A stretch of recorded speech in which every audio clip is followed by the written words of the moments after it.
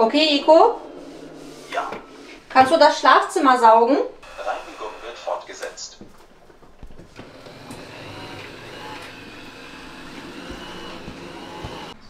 Zur Station.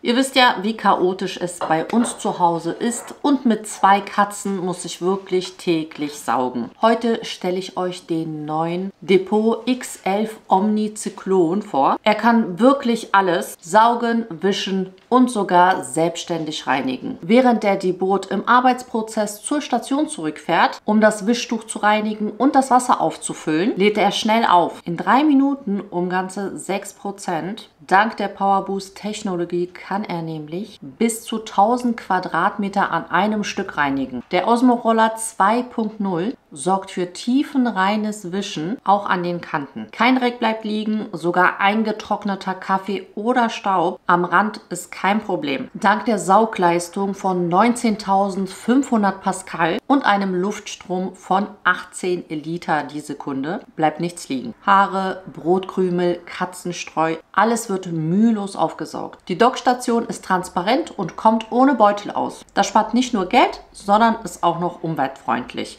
Und ihr spart im Jahr ca. 25 Beutel. Der X11 überwindet Schwellen mühelos bis zu 2 cm.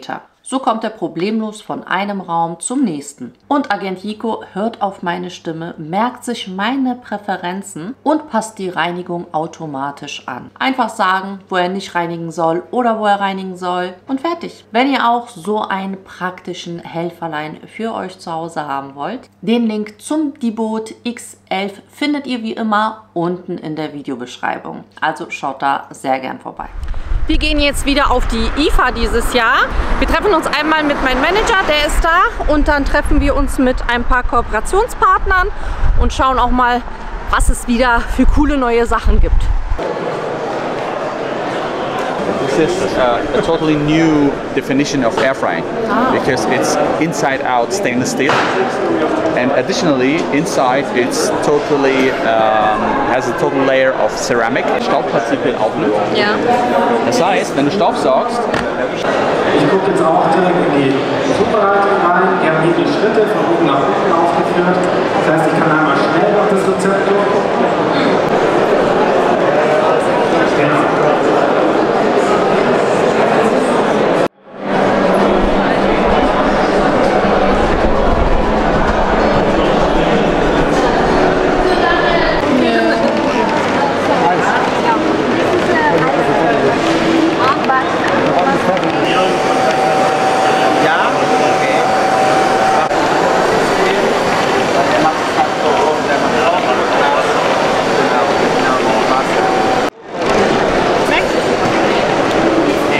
Ja, schmeckt wie Nougat.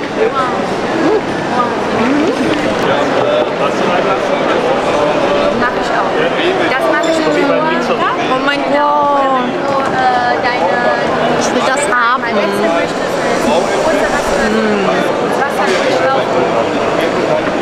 Oh, die sollen das Rezept aber gleich auch geben.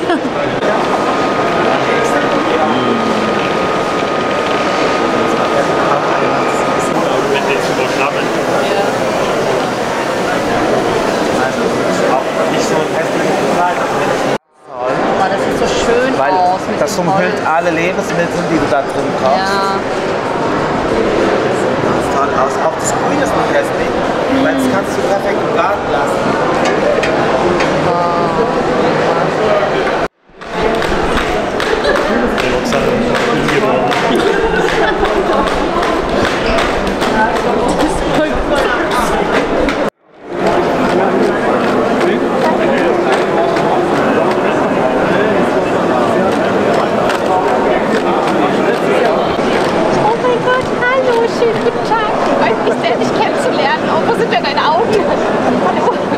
Der guckt halt immer nach unten. Ah, okay.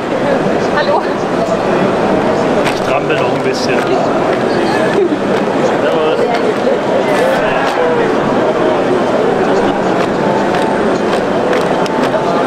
Das ist ja süß.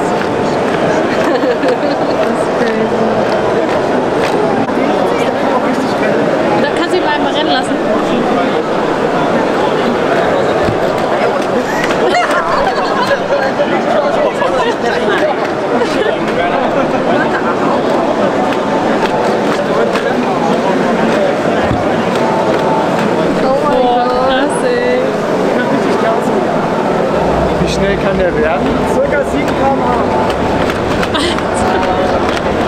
brauche ich halt schon eine echt freie Fläche. Danke, dass du schnell gezaubert hast.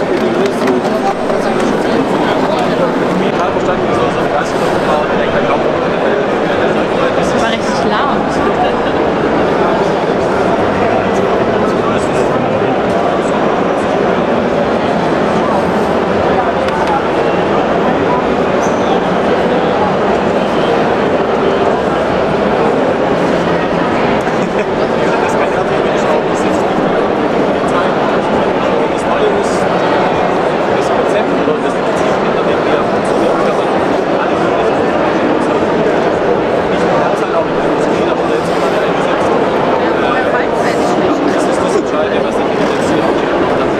Genau, also das hier war dieser ganz fruchtige. Richtig cool. Wow. Der hier, der ist so mehr so im schokoladigen Bereich. Oh ja. Den hier?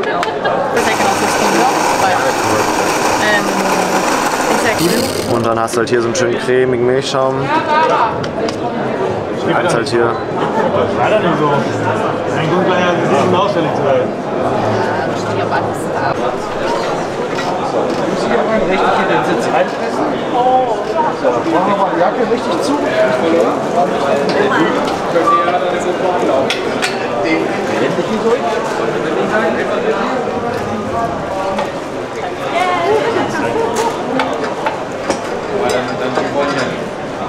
Achterbahn-Hüpse? Ja.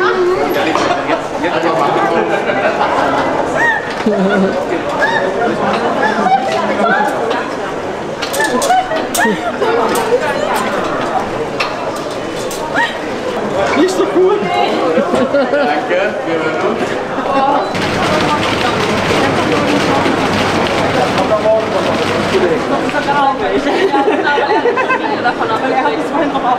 Ah, okay. Willkommen zurück.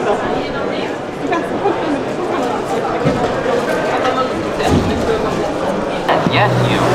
Come over. Shake hands with me. Ja, der Hund ist noch nicht gegen. Warum redet der? Der redet.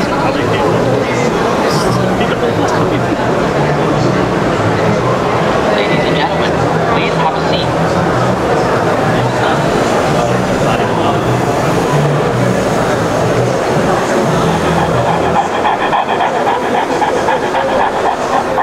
Der bellt.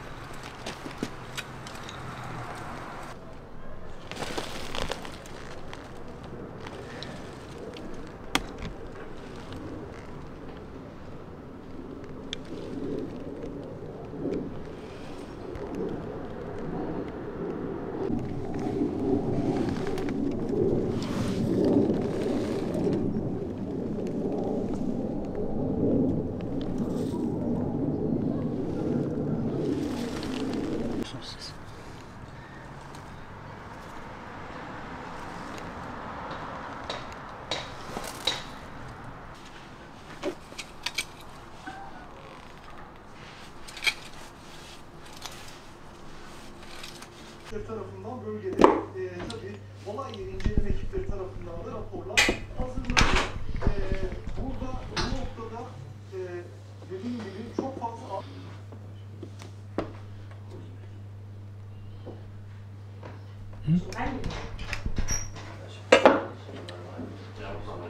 Zeig mal her, was du machst. Manche Sachen muss man abwaschen, nicht einfach was benutzen.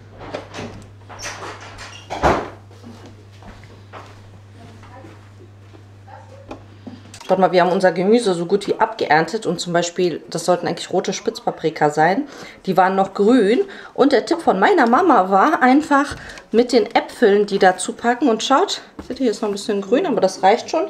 Ich würde die nämlich in den Kühlschrank packen, die war auch grün, die ist gelb geworden, weil es war eigentlich eine gelbe Paprika. Also einfach mit den Äpfeln zusammentun und dann werden die rot. Guck, die ist auch schon ganz rot geworden.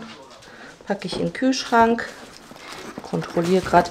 Bei Tomaten reicht es ja, wenn man die einfach dunkel abdeckt. Die stehen bei uns im Keller. Die reifen halt auch noch nach. Aber guck mal, die sind richtig schön alle rot geworden. Dabei waren die noch vor, wie viel? 2, 3 Tagen noch grün. Oh ja, guck mal, die sind alle rot geworden, Back. Hepsi kırmızı olmuş. Grün benutze ich halt auch zum Essen. Das ist nicht das Problem. Aber ich mag halt so rote Spitzpaprika auch sehr gerne. Einfach so zum Knabbern beim Frühstück und so weiter. Der Rest drehe ich mal noch ein bisschen, wenden wir noch ein bisschen und dann werden die auch noch rot. Das ist jetzt unsere ganze Ausbeute der nachgereiften Paprika. Gelbe und rote Spitzpaprika. Jetzt haben wir schon ein bisschen die Tomaten nochmal sortiert. Welche rot geworden sind, alle nochmal neu sortieren. Aber aus dem Grün machen wir wieder die eingelegten Grüntomaten. Das kennt ihr auch schon. Das machen wir auch jetzt schon dann das 3. Jahr. Die schmecken nämlich auch sehr lecker. Da nimmt man wirklich so die festen Grüntomaten. Und die dann rot sind, die können auch schon hier oben bleiben. Den Rest decken wir wieder ab und dann kommt das Ganze in den Keller. Die hier sind noch nicht alle rot geworden. Das sortieren wir auch nochmal aus.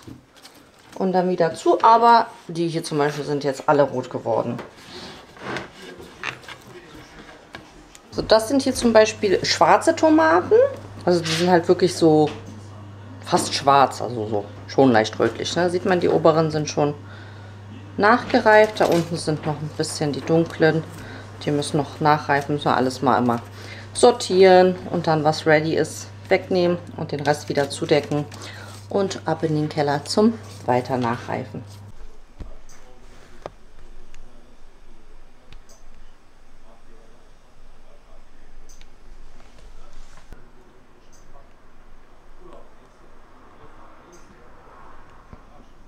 So, schaut mal, diese leckeren Spitzpaprika, die schmecken gebraten sehr, sehr lecker. Ich mache es mir das aber immer sehr schön einfach und es geht super schnell im Airfryer. Ich sprühe hier einfach nur so ein bisschen Öl rauf.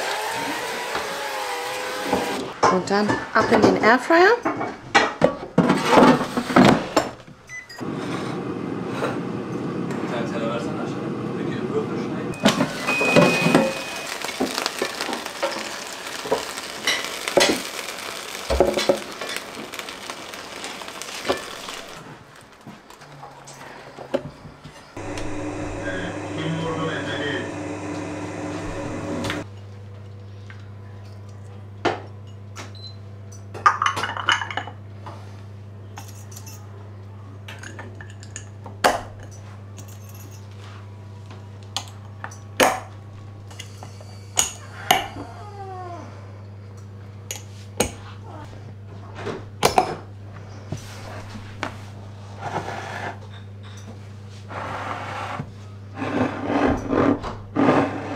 Meine Lieben, der erste Teil vom Video, das war schon länger her.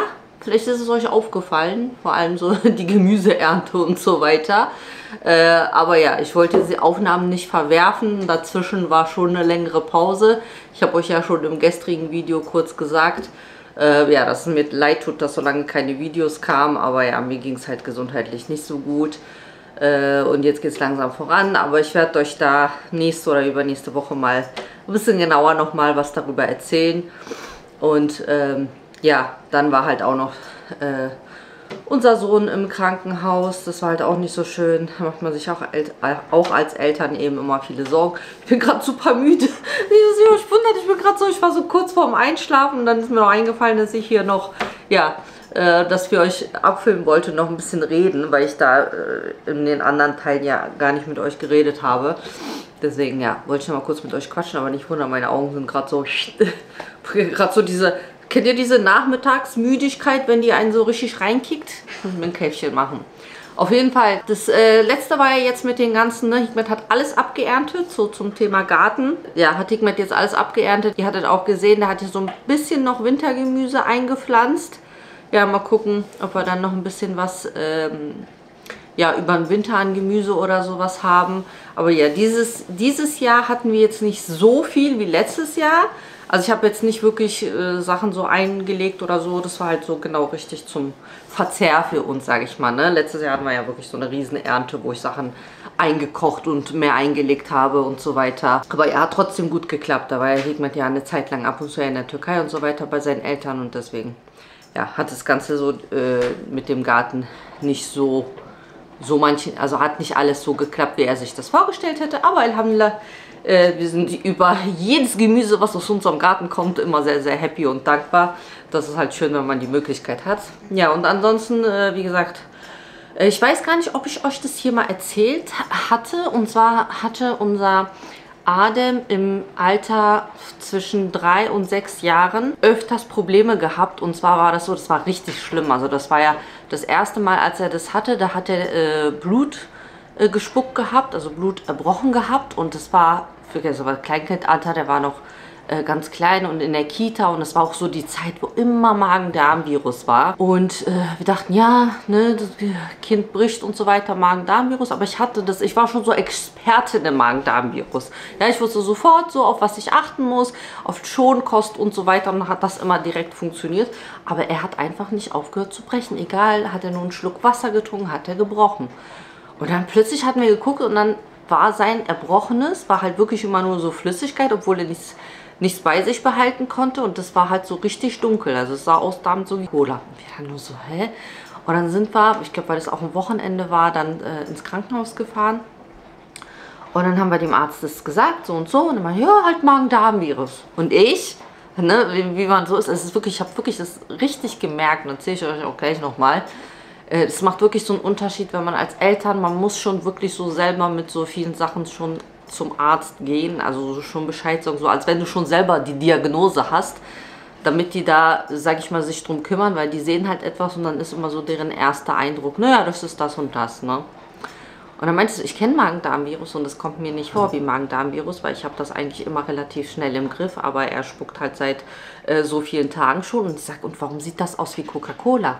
Wir hatten ja damals keine Ahnung, warum jetzt, ne? Wir könnten uns nicht vorstellen, dass unser Kind Blut bricht, ne? Das war für uns so einfach so, warum ist seine erbrochene Flüssigkeit einfach so dunkel? Und er so, ja, wenn Sie sagen, dass es so dunkel ist, dann könnte ja sein, dass das Blut ist, aber ich habe seinen Bauch abgetastet, das ist alles in Ordnung, und der hat uns nach Hause geschickt. Und was ist? Er hat natürlich weiter gespuckt. Und es waren halt wirklich nur ein paar Stunden. Ich habe gesagt, nee, komm, fahren wir dann eben in die Charité. Die Charité, also wo die Sechslinge auch zur Welt gekommen sind, ist immer weiter von uns entfernt. Deswegen gehen wir immer so in das näherste Krankenhaus, ne, wenn es jetzt eilig ist. Aber dann haben wir gesagt, komm, wir gehen in die Charité. Holen wir uns nochmal eine Zweitmeinung. Und dann sind wir hin, und die haben ihn eigentlich nur angeguckt und haben sofort gesehen, dass es ihm schlecht geht. Und er ist direkt, also die haben kurz Blut abgenommen, die haben auch, er hat ja weiter gespuckt, sofort das gesehen, dass das Blut ist. Und kurz Blut abgenommen, und der ist sofort auf der Intensivstation gelandet, hat eine Bluttransfusion gebraucht, weil der ist beinahe verblutet. Ja, also es war so krass, ich war so geschockt und dachte mir nur, wenn wir als Eltern, wenn ich mit meinem Mutterinstinkt nicht gesagt hätte, komm, wir fahren jetzt trotzdem nochmal ins Krankenhaus, ich will gar nicht wissen, was die Nacht dann mit unserem Kind passiert wäre, ja. Also es war schon heftig. Und da wussten sie gar nicht, was er so hatte. Die haben ja dann eine Magenspiegelung gemacht, und dann, ja, dann meinte der Arzt halt nur, sein ganzer Magen blutet. Ich kann nicht mal sehen, von wo das kommt. Das musste sich erstmal beruhigen und so weiter. Und dann hat er hat Medikamente und so bekommen, und dann hat sich das auch alles dann gelegt. Aber erst irgendwie, der hatte das ja dann halt irgendwie immer wieder, und dann war das halt so, wir haben immer geachtet, sobald unser Kind gebrochen hat, wir haben sofort geguckt, ist das rötlich, ne? Und dann war sofort, diesmal wussten wir das, ne? Dann haben sofort unsere Alarmglocken reagiert, und dann sind wir immer direkt wieder ins Krankenhaus gefahren, und dann wussten wir, okay, es ist wieder Blut, das er spuckt. Nach mehreren Magenspiegelungen haben sie dann festgestellt, dass er eine extreme Verengung am Magenausgang, also wirklich schon so sein ganzer Magen haben sie durchgescannt, und genau am Ende, am Magenausgang, hatten sie festgestellt, dass er da eine sehr starke Verengung hat. Und durch diese Verengung ist halt immer die Magensäure immer wieder hochgeschossen und hat so sein Magen verätzt und er dadurch Blutung gehabt. Und das war, wie gesagt, das hatte er so, ja, mehrere Male. Und dann hatte auch der Arzt schon gesagt, also wenn das jetzt so weitergeht, müssen wir was machen und da eingreifen und irgendwie operativ da das Ganze irgendwie, ja, beheben. Aber dann, Gott sei Dank, hatte sich das gelegt. Und überleg mal, das waren jetzt fast 10 Jahre, wo nichts war. Und wir dachten wirklich, das hat sich rausgewachsen. Ne? Also seit damals bis jetzt, in den 10 Jahren, ist das Kind ja gewachsen. Und wir dachten so, ja, das hat sich Womöglich hat sich das einfach irgendwie im Wachstum und alles rausgewachsen und er hat das Problem nicht mehr.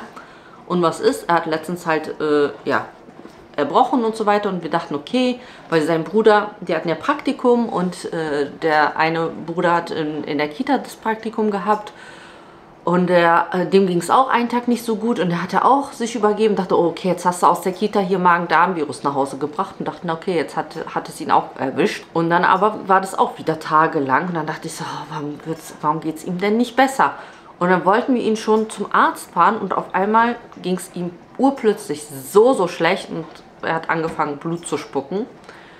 Und dann dachten wir, okay, krass, also es ist doch wieder das Gleiche. Und da war es so direkt zum Arzt gegangen und ich habe sofort gesagt, es ist das und das und das und das und das. Er hatte das schon. Weil die waren auch so, ja, halt Magen-Darm und die hatten halt auch gesehen, er war super dehydriert gewesen. Also ging es halt auch körperlich einfach auch gar nicht mehr gut. Aber er hatte halt so starke Schmerzen, vor allem so in der Speiseröhre und so weiter. Aber ja, es war halt eben gut, dass ich als Mutter halt direkt gesagt habe, so und so, wir hatten das schon und ich vermute, dass es das ist. Ich kann mir da jetzt nichts anderes vorstellen und so weiter. Und dann hatten die auch wieder die Magenspiegelung gemacht und diesmal war seine ganze Speiseröhre verätzt durch die Magensäure. Und das hat dann halt geblutet und die meinten auch, die haben es auch direkt gesehen, diese Verengung. Also die meinten auch, also die können sich das gar nicht vorstellen, von wo das kommt. Das muss irgendwas mit seiner Frühgeburt zu tun haben, dass da irgendwas sich nicht richtig entwickelt hat oder so. Weil die können sich das auch nicht vorstellen. Also das sehen die halt, haben die halt sehr selten gesehen, meinten die Ärzte, dass das halt eben da so eine Verengung ist. Und ja, dann ist er halt die ganze Woche im Krankenhaus geblieben und dann haben sie nochmal einen kleinen Eingriff gemacht und das Ganze versucht so ein bisschen zu weiten, also mit so, auch über die Magenspiegelung mit so einem Ballon und versucht diese Verengung so ein bisschen zu weiten. Und ja, das haben die gemacht, war auch alles gut und jetzt hat er jetzt auch demnächst jetzt nochmal ein MRT, jetzt wird das nochmal kontrolliert, aber die haben auch gesagt, dass sie das wahrscheinlich 2-3 Mal oder so wiederholen werden müssen. Ich habe mich auch gewundert, wie wollen sie das denn dehnen? Das ist doch Gewebe, das zieht sich doch bestimmt wieder zurück oder so. Aber ja, das werden wir sehen. Wir hoffen wirklich, dass sie das beheben können. Ihm geht es jetzt wieder gut und dann schauen wir mal weiter bei den nächsten Untersuchungen, dass alles gut wird. Genau, also das war jetzt dazu, deswegen sage ich jetzt meine Story, erzähle ich euch mal jetzt demnächst mal, weil sonst sprengt das hier den Rahmen. Aber ja, danke dafür euer Verständnis. Ich weiß, das war jetzt wirklich aber auch eine längere Zeit immer wieder diese Unregelmäßigkeiten, aber ich weiß nicht, ob ich das auch mal gesagt habe, ich mache ja halt wirklich alles alleine, ne? Filmen, schneiden und so weiter, das ist echt viel und manchmal bin ich dann halt auch mit allem überfordert, weil manchmal denkst du so, ja, du hast schon so große Kinder, aber trotzdem ist es so, der Alltag nimmt einen mit und vor allem, wenn dann so Sachen sind, so, allein wenn man schon so Sorgen hat über seine Kinder und so weiter, ist das so, dann ist man halt auch zum Beispiel manchmal einfach psychisch so nicht in der Lage zu sagen, okay, ich stelle mich jetzt hin und filme fröhlich Videos, wisst ihr, was ich meine? Ach gut, ich bin ein bisschen emotional. Auf jeden Fall. Ist halt nicht immer so einfach, wie das aussieht. Das habe ich aber euch öfters gesagt, ne?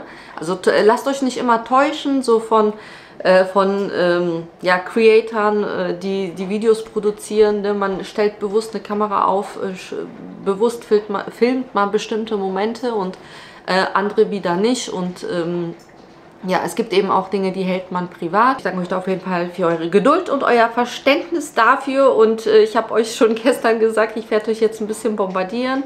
Also ihr bekommt am Mittwoch jetzt einmal einen London-Vlog und darauf direkt auch nochmal, inshallah, nochmal ein Video. Und für diejenigen, die sich immer ein bisschen über die Werbung beschweren, das habe ich in den letzten Kommentaren auch immer wieder mal gelesen, ihr habt immer die Möglichkeit, einen Werbeteil zu switchen und zu skippen und das Ganze zu überspringen. Ich bin immer sehr, sehr happy, dass wir Werbepartner haben, die uns unterstützen und das ist auch, ja, eine wichtige Sache für unsere Großfamilie. Also wir sind da wirklich sehr, sehr dankbar, dass wir überhaupt diese Möglichkeit haben und ich bin immer sehr, sehr pingelig und suche mir immer meine Kooperationspartner sehr bewusst aus. Das heißt, alles, was ich bewerbe, da stehe ich auch wirklich dahinter und ich mag die Produkte und teste die auch vorher und bewerbe sie erst dann euch, damit ihr Bescheid wisst. Und es gibt genauso auch Sachen, die ich dann ablehne, weil sie entweder zu uns nicht passen oder ich das einfach dann auch nicht gut finde und so. Also mir ist das wichtig, das nochmal zu sagen, weil das ist dann auch für mich nicht so schön, wenn ich dann lese, ich entfolge dir jetzt, weil in jedem Video jetzt Werbung kommt. Also jetzt ist es halt zum Beispiel, ich musste sehr, sehr viele Sachen verschieben, sehr, sehr viele Kooperationen und deswegen, ja, ich bin da auch sehr, sehr dankbar, dass da die Sponsoren aber ja, so verständnisvoll sind und geduldig mit mir waren, dass ich auch viele Dinge verschieben musste und dementsprechend sammelt sich dann auch alles hintereinander ein. Das ist halt einfach der Job. Ihr dürft hier kostenlos Videos gucken, aber für mich ist das auch nicht immer einfach, das Ganze zu produzieren und zu machen. Wie gesagt, es ist nicht so easy, wie das aussieht. Ich brauche halt wirklich auch mittlerweile jemanden, der mich unterstützt. Also ich würde halt auch gerne eine Person einstellen, die mich da auch unterstützt mit Filmen und Schneiden und so weiter, damit ich da ein bisschen Entlastung habe und eben da auch wirklich regelmäßiger auch mehr machen kann. Das war wirklich super, also da bin ich ja eh auf der Suche. Ja, das war so ein bisschen hier nochmal eine kleine Talkrunde von mir. Ja, das ist der aktuelle Stand. Also es ist jetzt gerade ein bisschen alles hektisch, weil ich wie gesagt sehr, sehr viel nachholen muss. Und ja, stehen halt eben viele Dinge an. Und wir haben jetzt auch demnächst nochmal einen TV-Dreh für Vox. Da hatten wir ja schon, ich glaube, zweimal teilgenommen bei der Sendung, bei dieser einen Mehrlingssendung. Ist ja auch schon wieder länger her. Und die wollten jetzt auch nochmal drehen. Ich glaube, da haben wir auch nochmal 2 Drehtage. Ja, und noch ein paar andere Sachen stehen an. Deswegen bin ich auch gerade so ein bisschen im Stress, sage ich jetzt mal. Ja, und falls ihr das gestrige Video nicht gesehen habt, dann könnt ihr hier raufklicken. Da habe ich ja 3 neue Rezepte mit euch ausprobiert. Sind übrigens sehr, sehr lecker geworden. Könnt ihr nachmachen. Und ja, hier könnt ihr den Kanal abonnieren, falls ihr das noch nicht gemacht habt. Und ich hoffe, wir sehen uns. Und ich hoffe, wir sehen uns direkt am Mittwoch beim nächsten Video wieder. Bis bald!